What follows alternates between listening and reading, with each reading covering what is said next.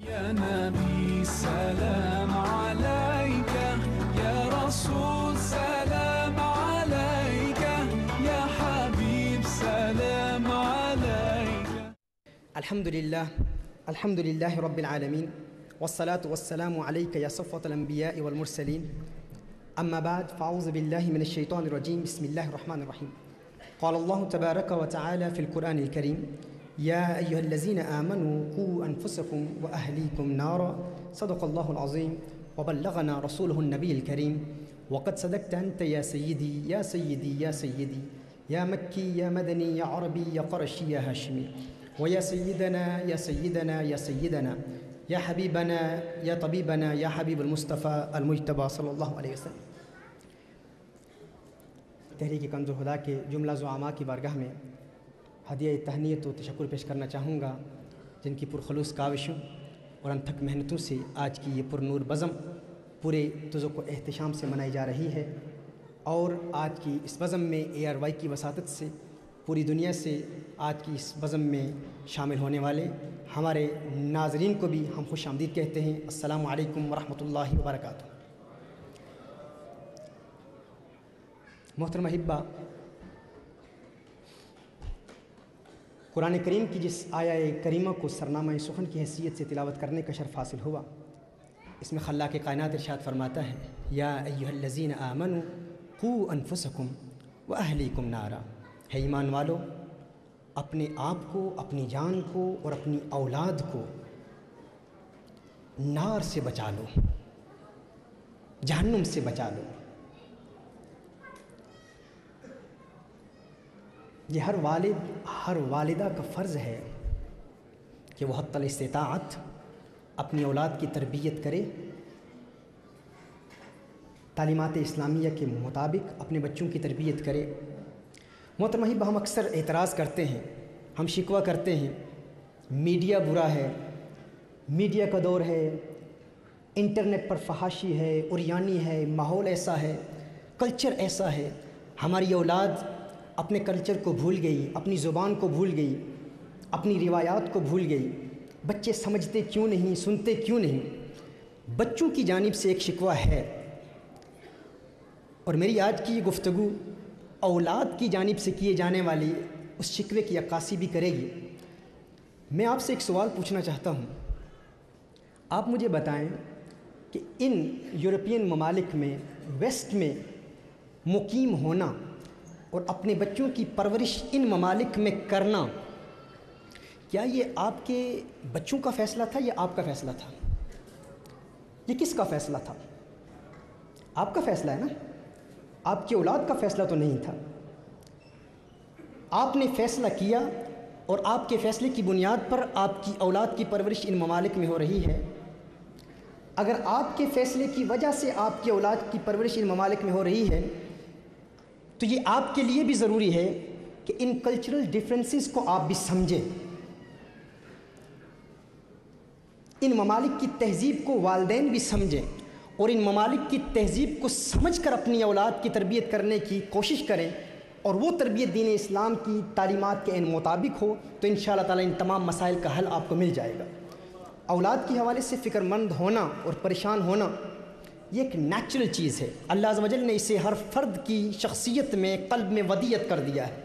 حضرت ابراہیم علیہ السلام، قرآن کریم میں ذکر ہے، حضرت ابراہیم علیہ السلام اپنے بیٹے کو نصیحت کر رہے ہیں، حضرت یعقوب علیہ السلام اپنے بیٹوں کو نصیحت کر رہے ہیں، حضرت لقمان اپنے بیٹے کو نصیحت کر رہے ہیں. قرآن کریم میں جب بھی بچوں کو سکھانے کا ذکر آیا، جب بھی بچوں کی تربیت کا ذکر آیا، بچوں کو سکھانے کا ذکر آیا، تو اس ذکر میں سکھانے والے ہمیشہ والدین ہی ہوئے. اور والدین میں بھی والدین میں بھی قرآن کریم میں جب بھی بچوں کے سکھانے کا ذکر آیا تو والد کا ذکر آیا. والدہ مائیں تو ہمیشہ محنت کرتی ہیں، ماؤں کا تو کام ہی یہی ہے، لیکن ہمارے ہاں والد اکثر یہ کہتا ہے یہ میرا کام نہیں ہے، یہ میری زوجہ کا کام ہے. جبکہ قرآن کریم کی ترتیب اور تربیت کے مطابق آیات قرآنیہ کی روشنی میں عرض کر رہا ہوں کہ قرآن کہتا ہے کہ بچے کی حقیقی تربیت اسی صورت میں ہوگی جب اس کا اصل مربی اس کا والد ہوگا. حقیقی مربی اس کا والد ہے. اب سوال یہ پیدا ہوتا ہے کہ بچوں کی تربیت کیوں نہیں ہوتی، کیوں آج ہمارے بچے باغی ہو گئے ہیں، اس کی بنیاد کیا ہے، اس کی وجہ کیا ہے؟ ایک فنڈامنٹل سبب، ایک بنیادی سبب یہ ہے کہ ہم یہ سمجھتے ہیں کہ بچوں کی تربیت کا آغاز 12، 13، 14 سال کی عمر میں ہوتا ہے۔ جب بچے اس عمر تک پہنچ جاتے ہیں اور بچوں میں بغاوت کے آثار نمایاں ہوتے ہیں، تو اس وقت ہم چاہتے ہیں کہ بچوں کی تربیت کی جائے۔ جب بچہ 2 سال کا ہے، 3 سال کا ہے، 4 سال کا ہے، وہ شرارتیں کر رہا ہے۔ 6-7 سال کا بچہ اگر اس میں چڑچڑاپن ہے، غصہ ہے، تو اکثر محبت کے ساتھ، شفقت کے ساتھ بھی سمجھایا جائے تو اکثر ایک رویہ ہمیں دیکھنے کو ملتا ہے، اور وہ یہ ہے کہ دیکھیں اس کی عمر بہت کم ہے، بہت چھوٹی عمر کا ہے، وقت آئے گا تو پھر اس کی تربیت کریں گے۔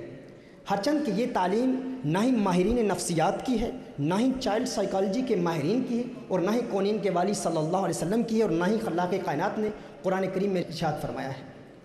یاد رکھیں محترم بھائی، بس سب سے پہلا پوائنٹ یہ ہے، آپ اپنے بچوں کو جو بنانا چاہتے ہیں، آپ ان کو کہہ کر کچھ نہیں بنا سکتے۔ آپ اپنے بچے کو کہیں تو سگریٹ پینا چھوڑ دے، تو یہ کہنے سے بچہ کبھی نہیں روکے گا۔ تمام ماہرین نفسیات کا اس بات پر اتفاق ہے کہ اگر والدین اپنے بچے کے مربی بننا چاہتے ہیں تو کہنے سے ان کی تربیت نہیں ہوتی۔ جو آپ اپنی اولاد کو بنانا چاہتے ہیں، سب سے پہلے بن کر دکھائیں۔ جب آپ بن کر دکھائیں گے تو بچہ وہ تعلیمات حاصل کرے گا اور ان پر عمل کرے گا۔ دیکھیے، آپ ایک فرنٹ روم میں بیٹھے ہیں، ٹی وی دیکھ رہے ہیں، ایک مووی دیکھ رہے ہیں، آپ کا بچہ کمرے میں آتا ہے، کوئی ایسا سین آ جاتا ہے، آپ چاہتے ہیں کہ بچہ نہ دیکھے، ہچکچاہٹ محسوس کرتے ہیں، آپ بچے سے فوراً کہتے ہیں کہ آپ کمرے سے باہر چلے جائیں، آپ ابھی چھوٹے ہیں، آپ کی یہ عمر نہیں ہے۔ اب اس میں ہم کیا تاثر دے رہے ہیں؟ ہم گویا کہ یہ کہہ رہے ہیں کہ ہے میرے بیٹے، تو جب بڑا ہو جائے گا پھر یہ دیکھ لینا، اب یہ تیری عمر نہیں ہے۔ یعنی اگر والد صاحب خود ایسی موویز دیکھ رہے ہوں، والدہ خود ایسی موویز دیکھ رہی ہوں جو اپنی اولاد کے لیے ناپسند کرتی ہیں یا ناپسند کرتا ہے، تو یہ خیال آپ کا بہت غلط ہے، یہ آپ کی کج فہمی ہے، خام خیالی ہے، کم عقلی ہے کہ آپ کی اولاد اس گناہ سے اجتناب کرے گی۔ اگر والد دل میں محسوس کرتا ہے کہ میرا چھوٹا بچہ، یا والدہ محسوس کرتی ہے کہ میری بچی ایسے مناظر نہ دیکھے، ایسے سینز نہ دیکھے، تو سب سے پہلے اسے اپنی خواہشات کو قربان کرنا ہوگا۔ آپ اپنے آپ کو جھوٹی تسلی دے رہے ہیں کہ میں کمرے میں چھپ کر موویز دیکھ لوں گا، یا میں کسی ایسے گناہ کا ارتکاب کر لوں گا جو چھپ کے کیا جا سکتا ہے۔ یاد رکھیں، یہ ہرگز ممکن نہیں ہے کہ آپ اپنی خواہشات کو بھی قائم رکھیں، اپنی خواہشات کی پیاس بھی بجھاتے رہیں، اور پھر یہ تصور کریں کہ میری اولاد میری پیروی کرے گی۔ ایسا نہیں ہوتا، ایسا ناممکن ہے، بہت مشکل ہے۔ اگر ہو تو ایکسیپشن ہے، یہ لو نہیں ہے، یہ قانون نہیں ہے۔ تو سب سے پہلا جو قدم ہم نے اٹھانا ہے وہ یہ ہے کہ اپنے اندر تبدیلی پیدا کرنی ہے۔ اگر آپ چاہتے ہیں کہ آپ کے بچے میں تبدیلی پیدا ہو تو سب سے پہلے اپنی خواہشات کو قربان کرنا ہے، یہ پہلا سٹیپ ہے۔ یہ بچہ ایک کورے کاغذ کی مانند ہوتا ہے۔ امام غزالی رحمۃ اللہ تعالی علیہ ارشاد فرماتے ہیں، یہ بچہ گیلی چھڑی کی مانند ہے، جب تک یہ چھڑی گیلی رہتی ہے آپ اسے جدھر موڑنا چاہیں گے مڑ جائے گی، جدھر پھیرنا چاہیں گے پھر جائے گی، لیکن اگر یہ چھڑی سوکھ گئی پھر آپ اسے موڑیں گے تو یہ ٹوٹ جائے گی۔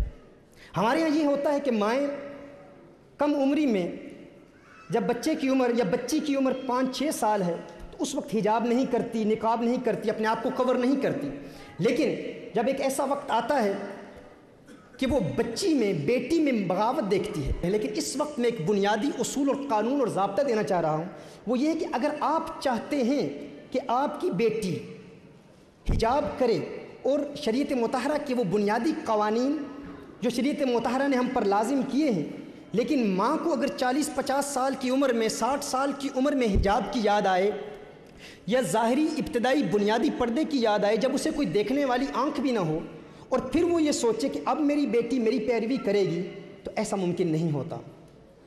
اس وقت جب ہم دیکھتے ہیں کہ بیٹی گناہوں کی طرف راغب ہے، بیٹی ایسی آزاد خیال ہو چکی ہے کہ وہ دین اسلام کی بنیادوں سے بھی بغاوت کر رہی ہے، تو اس وقت ماں سمجھتی ہے کہ شاید میری بیٹی پر کسی نے کوئی جادو کر دیا ہے، یا تعویذ کر دیے ہیں، یا کسی دشمن نے کچھ ایسا حملہ کر دیا ہے۔ پھر ہم پیرانے نظام کے پاس جاتے ہیں، مشائخ کے پاس جاتے ہیں کہ آپ تعویذ دے دیں۔ وہ کسی کا جادو نہیں ہے، وہ ہماری اپنی ذاتی خامیوں کا جادو ہے جو اب رنگ دکھا رہا ہے۔ تو محترم احبہ، اس لیے ہمارے لیے ضروری ہے کہ ہم یہ سمجھیں کہ بچوں کی تربیت کا آغاز کب ہوتا ہے۔ یاد رکھیے، بچوں کی تربیت کا آغاز اس وقت سے ہوتا ہے جب بچہ اپنی ماں کے پیٹ میں ہو۔ تربیت کا آغاز 12-13 سال کی عمر سے نہیں ہوتا۔ جب ماں امید سے ہو، چند مہینوں کے بعد ہی بچے کا اوڈیٹوری سسٹم، قوت سماعت بحال ہو چکی ہوتی ہے۔ بایولوجسٹ کہتے ہیں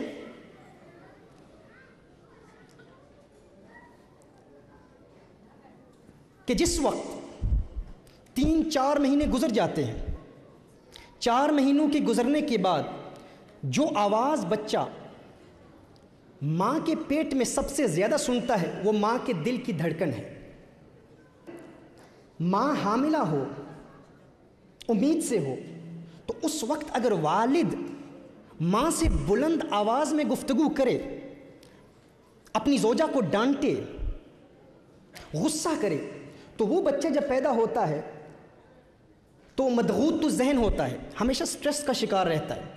بچے میں چڑچڑا پن اور غصہ، اس کی ایک بنیادی وجہ یہ ہے کہ ہم سمجھتے ہیں کہ بچے کی تربیت کا آغاز 10-12 سال سے ہوگا، جبکہ ایسا نہیں ہے۔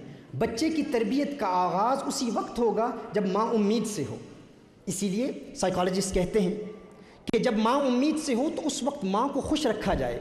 اگر آپ اس وقت ماں کو خوش رکھیں گے تو بچہ جب دنیا میں آئے گا تو اس بچے کے مزاج میں شگفتگی ہوگی، وہ بچہ سٹریس کا شکار نہیں ہوگا، ڈپریشن کا شکار نہیں ہوگا، کیونکہ وہ بچہ ان آوازوں کو سن رہا ہوتا ہے، رحم مادر میں، ماں کے پیٹ میں ان آوازوں کو سن رہا ہوتا ہے۔ ہمارے ہاں ایک مدت سے ہم اس پر کلام کر رہے ہیں۔ اکثر ذہن میں یہ خیال بھی آتا ہے، انسان ایک ذہنی تشویش و تذبذب کا شکار بھی ہو جاتا ہے، یہ کیسے ممکن ہے؟ ہم آپ کو اکثر بتاتے ہیں، مستند روایات سے بتاتے ہیں کہ سیدنا عبد القادر جیلانی غوث اعظم رضی اللہ تعالیٰ عنہ جب اس دنیا میں تشریف لائے تو حافظ قرآن تھے۔ تو ذہن میں خیال آتا ہے یہ کیسے ممکن ہے بھائی، یہ کیسے پاسبل ہے؟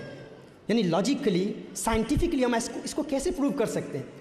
تو آج کی اس نشست میں الحمدللہ یہ بات بھی روز روشن کی طرح واضح ہو گئی کہ جو ماں قرآن کی قاریہ ہو، جو ماں کونین کے والی، خسرو خوباں، سیاح لامکاں، نازش ہر دو جہاں صلی اللہ علیہ وسلم کی عظمتوں کے ترانے الاپنے والی ہو، جو ماں ہر سانس کے ساتھ ورد اللہ جاری کیے ہو، جو ماں ہر لمحہ حضور اکرم صلی اللہ علیہ وسلم کی بارگاہ میں عقیدتوں کے پھول نچھاور کرتی ہو، جو ماں جب امید سے ہو تو قرآن کی تلاوت کرتی ہو، تو آج یہ بات بھی واضح ہو گئی کہ جب اس ماں کے گھر میں بیٹے کی ولادت ہوتی ہے تو اس بیٹے کو دنیا غوث اعظم کے نام سے کیوں یاد کرتی ہے؟ وہ بیٹا پیدائشی حافظ قرآن کیوں ہوتا ہے؟ کیونکہ وہ ماں کی آواز کو سن رہا ہوتا ہے۔ محترم احبہ، اس تربیت کا آغاز اسی وقت ہو جاتا ہے۔ اس لیے جب ماں امید سے ہو تو قرآن کریم کی تلاوت کی کثرت کرے، رسالت مآب صلی اللہ علیہ وسلم کی بارگاہ میں عقیدتوں کے پھول نچھاور کرے، درود و سلام کی کثرت ہو، اور باپ اس حوالے سے بہت زیادہ احتیاط کرے کہ وہ 9 مہینے کا جو وقت ہے، کم از کم اس وقت میں اپنی زوجہ سے بلند آواز میں بات نہ کرے۔ آپ دیکھتے ہیں یہ بچے اکثر شور مچاتے ہیں۔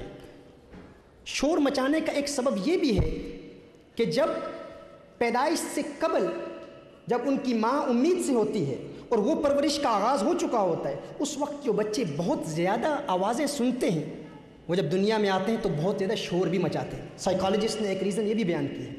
تو ابتدا تربیت کی کب سے ہوتی ہے؟ جب ماں امید سے ہو۔ پھر اس کے بعد بچے کی ولادت کے فوراً بعد، ولادت سے لے کر 1.5-2 سال کی عمر تک، یہ میں ترتیب سے بات کروں گا، 1.5-2 سال کی عمر تک اسی ترتیب کو جاری رکھا جائے۔ بچے کے سامنے قرآن کریم کی تلاوت کی جائے، ماں جب تلاوت کرے تو بچے کو ساتھ بٹھا لے، والد جب تلاوت کرے تو بچے کو ساتھ بٹھا لے۔ اس میں بچے کو سمجھانا کچھ نہیں ہے، پڑھانا کچھ نہیں ہے، کیونکہ بچے کا شعور بیدار ہی نہیں ہوا۔ صرف درود و سلام کے نغمے ہوں، کونین کے والی صلی اللہ علیہ وسلم کی نعتیں ہوں، قرآن کریم کی تلاوت ہو، اور اس عمر میں بھی والد بہت محتاط کلام کرے، کم از کم بچے کی موجودگی میں بچے کی ماں سے بلند آواز میں کلام نہ کرے۔ یہ بچے کی پیدائش سے لے کر 2 سال کی عمر کا وقت ہے۔ اب 2 سال سے لے کر 4 سال کی عمر، یہ وہ عمر ہوتی ہے جس میں بچہ اپنی پسند اور ناپسند کا اظہار کرتا ہے۔ آپ محسوس کریں گے آپ کے بچے جب 2 یا 4 سال کے مابین ہوں تو آپ انہیں کہیں یہ کام کرو تو وہ اکثر انکار کرتے ہیں۔ سائیکالوجسٹ کہتے ہیں، وہ کہتے ہیں نو، نہیں کرنا۔ یہ 2 اور 4 سال کی عمر کے مابین یہ وقت ہوتا ہے جس میں بچے اکثر کہتے ہیں نہیں کرنا، میں یہ بات نہیں سنوں گا، اس بات پر نہیں عمل کروں گا۔ یہ کیوں کہتے ہیں؟ سائیکالوجسٹ کہتے ہیں کہ اس کی بنیادی وجہ یہ ہے کہ اس وقت بچے کا ذہن بلڈ ہو رہا ہے، اس کا ذہن تیار ہو رہا ہے، اب اس میں پسند اور ناپسند کا شعور بیدار ہو رہا ہے۔ وہ جاننا چاہتا ہے کہ میرے لیے اچھی چیز کیا ہے اور بری چیز کیا ہے۔ محترم احبہ، حضور اکرم صلی اللہ علیہ وسلم نے ارشاد فرمایا، اگر آپ اپنی اولاد کی تربیت کرنا چاہتے ہیں تو شریعت مطہرہ نے اس تربیت کا ایک نصاب متعین کیا ہے۔ وہ نصاب کیا ہے؟ بچوں کی تربیت کے حوالے سے ادبوا اولادکم علی 3 خصال، اپنی اولاد کو 3 چیزیں دکھا دو، 3 چیزیں سکھا دو۔ سب سے پہلے کیا ہے؟ حب نبیکم، سب سے پہلے اپنی اولاد کو حضور اکرم صلی اللہ علیہ وسلم کا پیار دے دو، حضور کی محبت دے دو، حضور کا عشق دے دو۔ اب سوال یہ پیدا ہوتا ہے کہ حضور کا عشق کیسے دیں؟ اگر بچے کی عمر 2 اور 4 سال کے مابین ہو تو اس وقت حضور اکرم صلی اللہ علیہ وسلم کی محبتوں کے واقعات بیان کریں، حضور کے معجزات بیان کریں۔ اور میں آپ کو بتا دوں، یہ ہمارا پریکٹیکل میتھڈ ہے جس کی بنیاد پر الحمدللہ آج دنیا بھر میں ہزاروں والدین اپنے بچوں کی تربیت انہی خطوط پر کر رہے ہیں اور ان کو نتائج اور ثمرات نظر آ رہے ہیں۔ تو اس لیے جو بنیاد میں نے بیان کی ہے وہ یہ ہے کہ ہم نے آغاز رسالت مآب صلی اللہ علیہ وسلم کے پیار سے کرنا ہے۔ اب حضور کی محبت سے آغاز کیسے کیا جائے؟ اس کا طریقہ کار یہ ہے کہ آپ اپنے بچے کو حضور کے پیار کے واقعات سنائیں، حضور کی محبت کے واقعات سنائیں، آپ حضور کی میلاد کے معجزات سنائیں۔ آپ 2 اور 4 سال کی عمر کے مابین جب بچے کی عمر ہو تو اس وقت بچے کو بتائیں کہ حضور اکرم صلی اللہ علیہ وآلہ وسلم کا معراج کیسے ہوا، کس طرح حضور اکرم صلی اللہ علیہ وسلم نے 7 آسمانوں میں سے گزر کر اللہ کے عرش تک رسائی حاصل کی۔ اور بچے اس میں انٹرسٹ شو کرتے ہیں۔ آپ تجربہ کر کے دیکھ لیں، آپ 2 اور 4 سال کے مابین اس عمر کا بچہ ان واقعات کو محفوظ بھی کر لیتا ہے۔ اور بچہ چونکہ اس کا ذہن ایک کورے کاغذ کی طرح ہوتا ہے، اس کورے کاغذ پر جو تحریر آپ پہلے نقش کریں گے وہ اس کے لوح دل پر نقش ہو جائے گی اور کوئی اس تحریر کو مٹا نہیں سکتا۔ اس عمر میں آپ بچے کو بتائیں، حضور کے معراج کے واقعات بتائیں، حضور اکرم صلی اللہ علیہ وسلم کے اعزاز کے لیے کس طرح آسمانوں سے براق آئی، کس طرح میرے آقا صلی اللہ علیہ وسلم آسمانوں میں پرواز کر رہے ہیں۔ حضور اکرم صلی اللہ علیہ وسلم کی میلاد کے معجزات بیان کریں۔ میرے آقا صلی اللہ علیہ وسلم کی جب ولادت ہوئی تو رسالت مآب صلی اللہ علیہ وسلم کی ولادت کے موقع پر میرے آقا صلی اللہ علیہ وسلم کا میلاد منانے کے لیے کس طرح آسمانوں سے ملائکہ کا نزول ہوا، فرشتوں کا نزول ہوا، اور فرشتے میرے آقا صلی اللہ علیہ وسلم کی آمد پر مسرتوں کا اظہار کرنے کے لیے دنیا میں آئے۔ اور ننھے محمد عربی صلی اللہ علیہ وآلہ وسلم جب اس دنیا میں تشریف لائے تو میرے آقا صلی اللہ علیہ وسلم نے اس دنیا میں آتے ہی میلاد کے فوراً بعد، ولادت کے فوراً بعد ننھے محمد عربی صلی اللہ علیہ وسلم نے سب سے پہلا کیا کام کیا آپ جانتے ہیں؟ حضور اکرم صلی اللہ علیہ وآلہ وسلم کو آسمانوں میں لے جایا گیا۔ ایک بادل آیا اور اس بادل نے میرے آقا صلی اللہ علیہ وسلم کو اٹھا لیا۔ سیدہ آمنہ رضی اللہ تعالیٰ عنہ بیان کرتی ہیں کہ میں نے جب محمد عربی صلی اللہ علیہ وسلم کی ولادت کے فوراً بعد اپنے ننھے محمد کو دیکھا تو میں دیکھ رہی ہوں کہ آسمان سے ایک بادل آتا ہے اور وہ بادل میرے ننھے لال کو اٹھا کے آسمانوں میں لے جاتا ہے، اور آسمانوں میں میں آواز سنتی ہوں کہ آج وہ آ گیا ہے جو دونوں جہانوں کا سردار ہے، آج وہ آ گیا ہے جو دونوں جہانوں کا سردار ہے۔ کہا پھر محمد عربی صلی اللہ علیہ وسلم کو واپس حضرت آمنہ رضی اللہ تعالیٰ عنہ کے حجرہ میں لایا جاتا ہے تو کہتی ہیں کہ سب سے پہلے میں نے دیکھا کہ میرا ننھا، میرا لال محمد عربی سجدے میں چلے جاتے ہیں، سجدے میں چلے جاتے ہیں۔ اب میں صرف یہ سبحان اللہ کہلوانے کے لیے بات نہیں کر رہا، اس پر ہم نے عمل کرنا ہے۔ یہ واقعہ ہم نے اپنے بچوں کو سنانا ہے اور بچے اس میں انٹرسٹ شو کریں گے، انٹرسٹ کا اظہار کریں گے، یہ واقعات ان کو ازبر ہو جائیں گے اور یقیناً وہ بچے پھر عاشق رسول بنیں گے، ان کے دل میں حضور اکرم صلی اللہ علیہ وسلم کا پیار پیدا ہوگا۔ سیدہ آمنہ کہتی ہیں کہ حضور اکرم صلی اللہ علیہ وسلم اس وقت میلاد کے فوراً بعد سجدے میں چلے جاتے ہیں۔ سیدہ شفا رضی اللہ تعالیٰ عنہ روایت فرماتی ہیں کہ میں نے دیکھا کہ محمد عربی صلی اللہ علیہ وسلم کچھ کہہ رہے ہیں، سجدے میں کچھ پڑھ رہے ہیں، کچھ کلام کر رہے ہیں تو میں نے کان لگائے، کان قریب لگا کر میں نے سنا کہ محمد عربی صلی اللہ علیہ وسلم، ننھے محمد عربی صلی اللہ علیہ وسلم کا کلام کیا ہے، کیا کہہ رہے ہیں؟ کہا تو اس وقت بھی ایک ہی آواز آ رہی تھی، رب حب لی امتی، رب حب لی امتی، ہے اللہ میری امت، ہے اللہ میری امت، ہے اللہ میری امت۔ تو آپ اپنے بچے کو بتائیں گے کہ ہمارے آقا جب اس دنیا میں آئے تو آتے ہی امت کے لیے دعائیں شروع کر دی، یعنی آقا کو ہم سے کتنا پیار ہے۔ حضور اکرم صلی اللہ علیہ وسلم کے واقعات بتائیں، کس طرح میرے آقا صلی اللہ علیہ وسلم نے چاند کی طرف اشارہ کیا تو چاند 2 ٹکڑے ہو گیا۔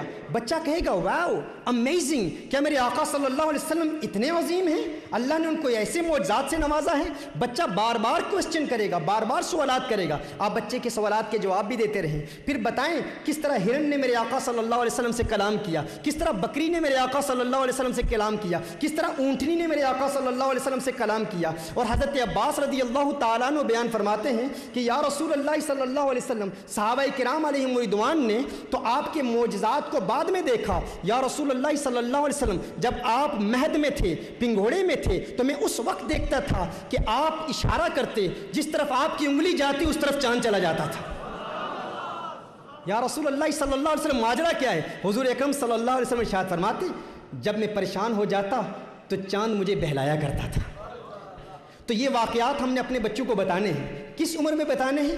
2 سے 4 سال کی عمر تک اس قسم کے واقعات جن میں میریکلز ہوں، میراکلس انسیڈنٹس بیان کرتے رہیں۔ اب آگے بڑھے گا سلسلہ 4 سے لے کر 7 سال کی عمر۔ 4 سے لے کر 7 سال کی عمر، یہ وہ عمر ہے جس میں بچے کو قرآن کریم کی تعلیم بھی دی جاتی ہے، لیکن ہرگز جبراً تعلیم نہ دی جائے۔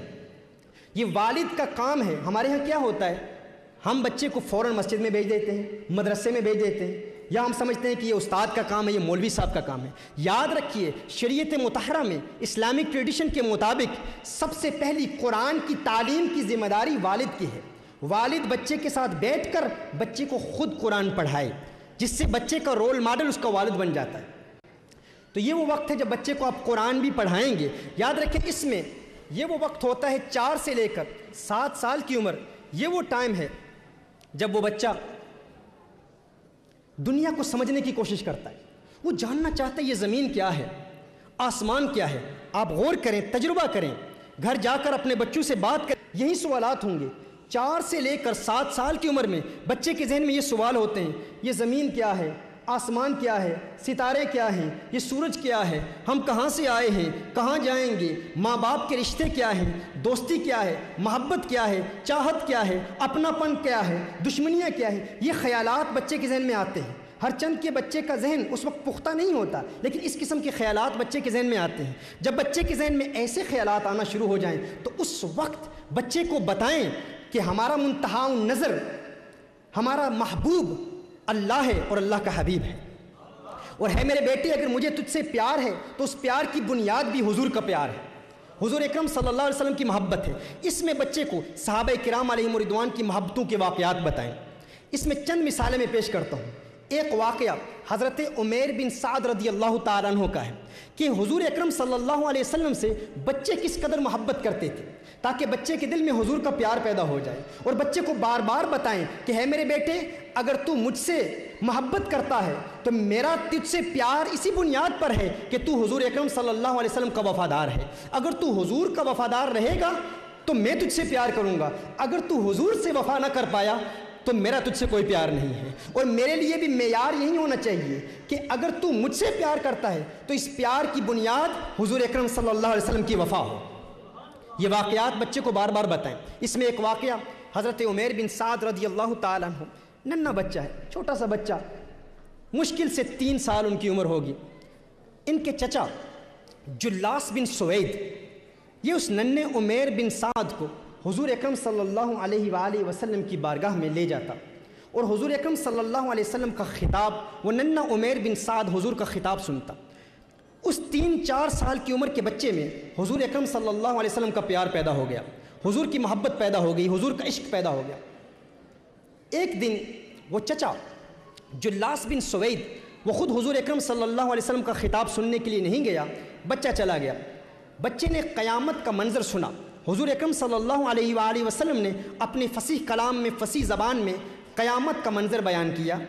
بچہ حضور اکرم صلی اللہ علیہ وسلم کا آواز سننے کے بعد جب گھر آتا ہے تو خوشی کے مارے فوراً اپنے چچا سے ملاقات کرتا ہے اور چچا سے کہتا ہے میرے چچا جلاس بن سوید، آج آپ محروم رہ گئے۔ آج حضور اکرم صلی اللہ علیہ وسلم نے قیامت کا ایسا خوبصورت منظر بیان کیا ہے کہ قیامت کا سارا منظر میری نگاہوں کے سامنے ہے۔ اب اس کا یہ چچا جلاس بن سوید یہ ازلی بدبخت تھا، یہ منافق تھا، اس کے دل میں نفاق تھا، لیکن یہ اپنے بھتیجے کو حضور اکرم صلی اللہ علیہ وسلم کی بارگاہ میں اکثر لے جایا کرتا تھا۔ بچے نے کہا کہ میرے چچا، آج حضور اکرم صلی اللہ علیہ وسلم نے ایسا خوبصورت خطاب کیا، آج آپ اس سے محروم ہو گئے۔ اس بدبخت چچا جلاس بن سوید نے کہا اگر محمد سچے ہیں تو ہم گدھوں سے بھی گئے گزرے ہیں، اگر محمد سچے ہیں تو ہم گدھوں سے بھی گئے گزرے ہیں۔ وہ حیران ہو گیا کہ میرے اس بھتیجے کے دل میں حضور اکرم صلی اللہ علیہ وسلم کا اتنا پیار کیسے پیدا ہو گیا؟ تو اس نے جواباً یہ کہا اب اس بھتیجے کا واقعہ سنیں اور دعا کریں کہ اللہ عز و جل ہماری اولادوں کو بھی ایسی وفا دے دے، اللہ ہماری اولاد کو بھی یوں ہی وفادار بنائے حضور اکرم صلی اللہ علیہ وسلم کا۔ وہ بچہ کہتا ہے میرے چچا، مجھے نہیں پتا تھا کہ تو منافق ہے، مجھے نہیں پتا تھا کہ تو حضور کا غدار ہے، مجھے نہیں پتا تھا کہ تو حضور کا دشمن ہے، تو میری انگلی پکڑ کر مجھے حضور کی بارگاہ میں لے جایا کرتا تھا، لیکن میرے علم میں نہیں تھا۔ اب دیکھیں یہ وہ بچہ ہے جس نے ابھی کلام کرنا سیکھا ہے، ابھی گفتگو کرنا سیکھا ہے، لیکن حضور اکرم صلی اللہ علیہ وسلم کی محافل کی برکت دیکھیں کہ اس کی زبان میں کیسی فصاحت جاری ہو گئی ہے۔ میرے چچا، تو ازلی بدبخت ہے، تو منافق ہے، اور مجھے نہیں پتا تھا کہ تو حضور اکرم صلی اللہ علیہ وسلم کا دشمن ہے۔ میں تو حضور کی محبت میں تیرے ساتھ حضور کی محفل میں جاتا تھا۔ اب میرے پاس دو ہی راستے ہیں، ایک راستہ یہ ہے کہ میں حضور کو اطلاع نہ دوں، خاموش ہو جاؤں اور حضور کو کچھ نہ بتاؤں، اور دوسرا یہ ہے کہ میں حضور سے وفاؤں کا اظہار کرتے ہوئے حضور کی بارگاہ میں حاضر ہو کر حضور کو بتا دوں کہ تو منافق ہے۔ اب جلاس بن سوید نے کہا تو جو چاہتا ہے کر لے، جسے چاہتا ہے بتا لے، تو ایک چھوٹا سا بچہ ہے، تیری بات کون سنے گا، تیری بات کو کون تسلیم کرے گا، کون تیری بات کو مانے گا؟ تو ایک ادنا سا بچہ ہے، ابھی تو نے بات کرنا سیکھا ہے، ابھی تو نے کلام کرنا سیکھا ہے، جا جسے چاہتا ہے بتا۔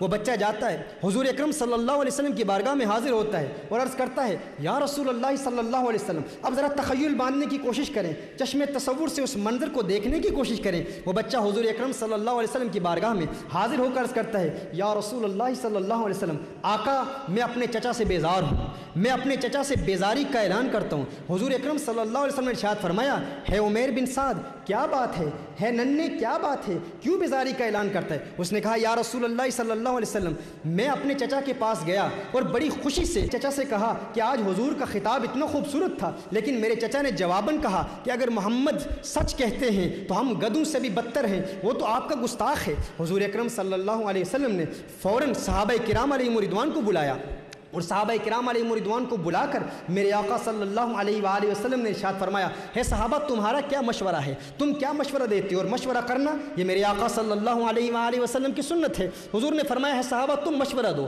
تم بتاؤ۔ یہ چھوٹا سا بچہ جلاس بن سوید کے متعلق کہتا ہے کہ جلاس بن سوید جو اس کا چچا ہے وہ منافق ہے۔ صحابہ عرض کرتے ہیں یا رسول اللہ صلی اللہ علیہ وسلم، آقا یہ چھوٹا سا بچہ ہے، اسے کسی بات کا علم نہیں۔ جلاس بن سوید ایک رجل کبیر ہے، ایک شیخ کبیر ہے، ایک بزرگ شخصیت ہے، ایک عرصے سے مسجد نبوی میں نمازیں ادا کرتا ہے، وہ تو ایک بزرگ شخصیت ہے۔ یا رسول اللہ صلی اللہ علیہ وسلم وہ تو منافق نہیں ہو سکتا، یہ چھوٹا سا بچہ جو ابھی جس نے کلام کرنا شروع کیا ہے اس کی بات پر ہم اعتماد کیوں کر لیں؟ اب حضور اکرم صلی اللہ علیہ وسلم کو یقیناً اللہ نے علم غیب تو عطا فرمایا، لیکن حضور اکرم صلی اللہ علیہ وسلم امت کی تربیت کے لیے اور مشورے کی سنت کو جاری کرنے کے لیے حضور اکرم صلی اللہ علیہ وسلم نے صحابہ کرام علیہم رضوان کے مشورے کو قبول کر لیا، اور حضور اکرم صلی اللہ علیہ وسلم خاموش ہو گئے کہ ہم اس کی گواہی کو ابھی قبول نہیں کرتے۔ لیکن اس کی حکمت کیا تھی؟ جب اس ننھے سے عمیر بن سعد نے دیکھا کہ حضور اکرم صلی اللہ علیہ وسلم اور صحابہ کرام علیہم رضوان نے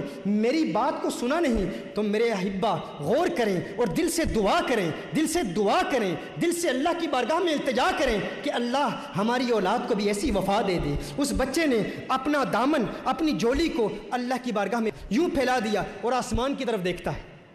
وہ بچہ آسمان کی طرف دیکھتا ہے، یوں جولی پھیلا کر آسمان کی طرف دیکھتا ہے، آسمان کی طرف دیکھ کر کہتا ہے اللہ اگر میں سچا ہوں تو آج میری سچائی ثابت کر دے، آج تو میری سچائی کی تصدیق کر دے، اور ہے اللہ اگر میں جھوٹا ہوں تو آج تو میری تکذیب کر دے، آج تو بیان فرما دے۔ محترمہ حبہ دعا کریں اللہ ہماری اولادوں کو بھی ایسی وفا دے دے، ایسا پیار دے دے۔ اس بچے کی زبان سے یہ کلمات ابھی جاری ہی ہوئے، پاک زبان سے جب کلمات جاری ہوتے ہیں، بچے جب دعا کرتے ہیں تو تیری دعا نہ اثر سے کبھی ملول ہوئی، ادھر زبان سے نکلی ادھر قبول ہوئی۔ غالب بھی ہیں، اقبال بھی ہیں، دونوں شاعروں کا امتزاج آپ میں ہے۔ شعر سمجھ لیا نا آپ نے؟ تیری دعا نہ اثر سے کبھی ملول ہوئی، ادھر زبان سے نکلی ادھر قبول ہوئی۔ بچے نے دعا کی، اسی وقت آسمان سے جبریل امین نازل ہوتے ہیں، جبریل امین نازل ہوتے ہیں۔ اور قرآن کریم میں سورہ توبہ کی یہ آیت نازل ہوتی ہے۔ جب بچے نے کہا یا رسول اللہ صلی اللہ علیہ وسلم میرا چچا منافق ہے، میرا چچا منافق ہے، ادھر جلاس بن سوید نے بھی قسمیں کھانا شروع کر دیا، یہ بچہ کچھ نہیں جانتا، یہ میرا بھتیجا جھوٹ بول رہا ہے، میں نے حضور کے متعلق ایسا کچھ نہیں کہا، میں نے کوئی گستاخی نہیں کی۔ تو جبریل آئے اور سورہ توبہ کی یہ آیت نازل ہوئی۔ اللہ نے ارشاد فرمایا یحلفون باللہ ما قالوا ولقد قالوا کلمۃ الکفر، یہ جو جلاس بن سوید قسمیں کھا کھا کے کہتا ہے کہ میں نے حضور کی توہین نہیں کی، ہاں اس نے توہین کی ہے اور یہ ایمان لانے کے بعد کافر ہو چکا ہے۔ حضور اکرم صلی اللہ علیہ وآلہ وسلم پر جب یہ وحی نازل ہوئی تو میرے آقا صلی اللہ علیہ وسلم نے فوراً اس ننھے عمیر کو اپنے قریب بلایا۔ میرے آقا صلی اللہ علیہ وسلم نے اس سے لاڈ کیا، پیار کیا، اور میرے آقا ارشاد فرماتے ہیں تو کیسا خوش بخت ہے، تو کیسا خوش قسمت ہے، تو یہاں پر گواہیاں دے رہا ہے اور تیری گواہیوں کی تصدیق کے لیے جبریل امین ساتوں آسمانوں سے نازل ہو کر دنیا میں آتے ہیں اور اللہ کی وحی نازل ہوتی ہے۔ محترمہ حبہ، جب آپ اپنے بچوں کو اس عمر میں یہ واقعات بتائیں گے تو آپ کے بچوں کے دلوں میں حضور اکرم صلی اللہ علیہ وسلم کی وفا پیدا ہوگی۔ بچوں کو بتائیں ہے میرے بیٹے، اگر میں حضور اکرم صلی اللہ علیہ وسلم کا وفادار نہ رہا، اگر میں نے حضور اکرم صلی اللہ علیہ وسلم سے غداری کی تو تیرا مجھ سے کوئی تعلق نہیں، اور اگر تو حضور اکرم صلی اللہ علیہ وآلہ وسلم سے غداری کرے گا تو میرا تجھ سے کوئی تعلق نہیں۔ یہ محبت کا تعلق، یہ پیار کا تعلق، اس کی بنیاد کیا ہے؟ حضور کا پیار ہے، حضور کی محبت ہے۔ اسی طرح بے شمار بچوں کے واقعات اس عمر میں، خاص طور پر 4 سے لے کر 7 سال کی عمر تک بچوں کو یہ واقعات بتائیں۔ ایک انتہائی خوبصورت واقعہ آپ کے گوش گزار کرتا ہوں۔ حضرت سیدنا زید بن حارثہ رضی اللہ تعالیٰ عنہ میرے آقا صلی اللہ علیہ وسلم کے صحابی ہیں، ننھے صحابی زید بن حارثہ رضی اللہ تعالیٰ عنہ اپنی والدہ کے ساتھ ننیال جا رہے ہیں۔ زمانہ جاہلیت میں قبیلہ بنو قیس کے کچھ لوگوں نے ان پر حملہ کیا، ان کے قافلے پر حملہ کیا، ان کے قافلے کو لوٹا اور زید بن حارثہ رضی اللہ تعالیٰ عنہ کو مکہ المکرمہ میں جا کر بیچ دیا۔ حضرت خدیجہ الکبریٰ رضی اللہ تعالیٰ عنہ نے زید بن حارثہ رضی اللہ تعالیٰ عنہ کو خریدا۔ جب حضرت خدیجہ الکبریٰ رضی اللہ تعالیٰ عنہ کا نکاح حضور اکرم صلی اللہ علیہ وسلم سے ہوتا ہے تو وہ اس بچے زید بن حارثہ رضی اللہ تعالیٰ عنہ کو حضور اکرم صلی اللہ علیہ وسلم کی بارگاہ میں تحفتاً پیش کرتی ہے۔ ایک ننھا بچہ ہے، اپنے ماں باپ سے جدا ہو گیا ہے، اپنے رشتہ داروں سے جدا ہو گیا ہے، اپنے قبیلے والوں سے جدا ہو گیا ہے، اپنے عزیز و اقارب سے جدا ہو گیا ہے۔ محترمہ حبہ، اس بچے کا باپ، اس کے بچے کا والد اس سے بہت محبت کرتا تھا، بہت پیار کرتا تھا، اور اس کے پیار کا عالم یہ تھا، اس کی محبت کا عالم یہ تھا، اس کی چاہت کا عالم یہ تھا۔ عام بچوں سے محبت یہ والد کے اندر یہ فطری تقاضا ہے، والد سے اگر ننھا بچہ جدا ہو جائے تو والد محبت کا اظہار کرتا ہے، لیکن اس والد کے پیار کا انداز جدا تھا۔ وہ اپنے بچے کی محبت میں اشعار لکھتا، بچے کی جدائی میں، بچے کی فراق میں اشعار لکھتا اور کہتا ہے میرے زید، ہے میرے پیارے، تیری جدائی مجھے مار دے گی، تیری جدائی مجھے قتل کر دے گی، میں جب بھی تجھے یاد کرتا ہوں میری آنکھوں سے اشکوں کی برسات جاری ہو جاتی ہے، میرے دل سے تمناؤں کا اظہار ہوتا ہے، التجاؤں کا اظہار ہوتا ہے کہ کاش موت سے قبل ایک مرتبہ تیرا چاند سا مکھڑا میں دیکھ لوں، ایک مرتبہ تیرا حسین چہرہ میں دیکھ لوں۔ جب بھی میں سورج کی تمتماہٹ کو دیکھتا ہوں، جب بھی میں سورج کو دیکھتا ہوں، سورج طلوع ہوتا ہے تو مجھے تیری یاد ستاتی ہے، جب بھی میں چاند کی چاندنی کو دیکھتا ہوں تو تیری یاد ستاتی ہے میرے بیٹے، جب بھی میں بارش کی برسات کو دیکھتا ہوں تو وہ وقت یاد آتا ہے جب تو میرے پاس بیٹھتا تھا اور ہم اکٹھے بیٹھ کر بارش کی برسات کو دیکھتے تھے۔ ہے میرے بیٹے، یہ تیز ہوائیں بھی تیرے پیار کی یاد تازہ کر دیتی ہیں۔ ہے میرے بیٹے، میں چاہتا ہوں ایک مرتبہ تیرا دیدار ہو جائے۔ یا نبی سلام